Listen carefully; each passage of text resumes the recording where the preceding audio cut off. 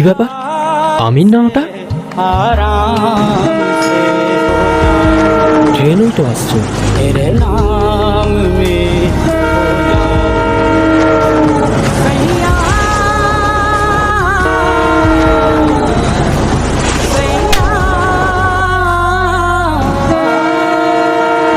কি করছিস তুই? নিজের জীবনটা এভাবে শেষ করতে কেন চাইছিস? কি করবো বল, আমার ইনকাম করার রাস্তায় একটাই ছিল, সেটাও সরকার কেড়ে নিয়েছে। এই মুহূর্তে আমি এখন কোথায় যাব বল? তুই তো জানিস আমার পরিবারের মধ্যে আমি ছাড়া ইনকাম করার মতন আর কেউ নেই, আর তাছাড়া আমার একটা বড় অপারেশন হয়েছে, তাই ভারী কোনো কাজও করতে পারবো না। আর দেখ, পরিবারের মুখে দুমুঠো ভাত তুলে দেওয়ার আর কোনো উপায় নেই, তাই নিজের জীবনটা আমি এখানে শেষ করতে এসেছি। আমি তোর কষ্টটা বুঝতে পারছি। ঠিক আছে, এখন এখান থেকে চল। চল।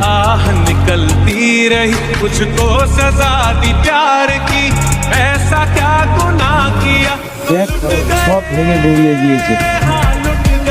দেখ, স্টেশনের দোকানগুলো ভেঙে দিয়েছে, এখন কি করবি?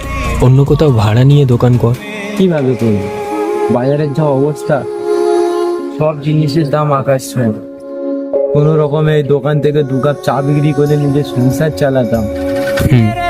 সত্যি সরকারের এভাবে দোকানগুলো ভাঙা একদমই ঠিক হয়নি।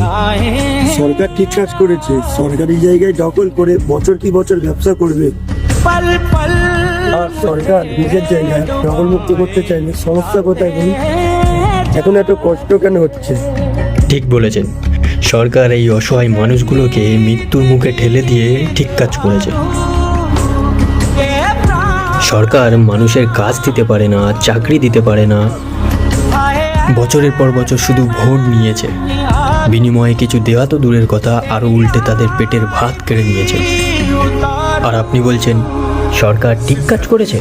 দেখুন, স্টেশনের হকার উচ্ছেদ করা জরুরি ছিল। মানুষ ট্রেন দিয়ে রেগে স্টেশনে ঠিক করে হাঁটতে পারে না। আচ্ছা, আপনি বলছেন যাত্রীদের অসুবিধা হয়, আমি সেটা মেনে নিলাম, কিন্তু সরকার চাইলে বলতে পারতো যে প্রত্যেকটা দোকানদার তাদের দোকান ছোট করে নিক, তাহলে প্রত্যেকটা দোকানদার তাদের দোকান রেলিংয়ের পেছনে করে নিত, তাহলে সমস্যা সমাধান হয়ে যেত। যাত্রীরা তো আর রেলিংয়ের বাইরে দিয়ে যায় না, স্টেশনের উপর দিয়ে যায়।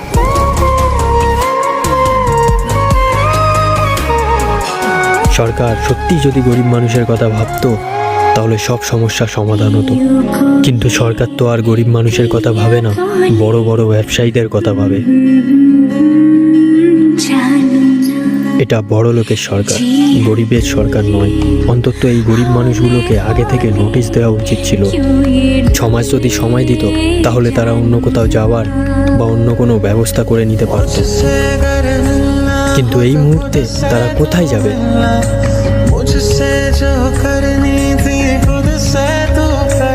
সরকারের কাছে আমার একটাই আবেদন, এই গরিব হকারদের ও তাদের পরিবারের ভবিষ্যতের কথা ভেবে তাদের জন্য বিকল্প আয়ের একটি পথ তৈরি করা হোক, কারণ তাদের জীবিকার সঙ্গে পুরো পরিবারের জীবন জড়িয়ে আছে।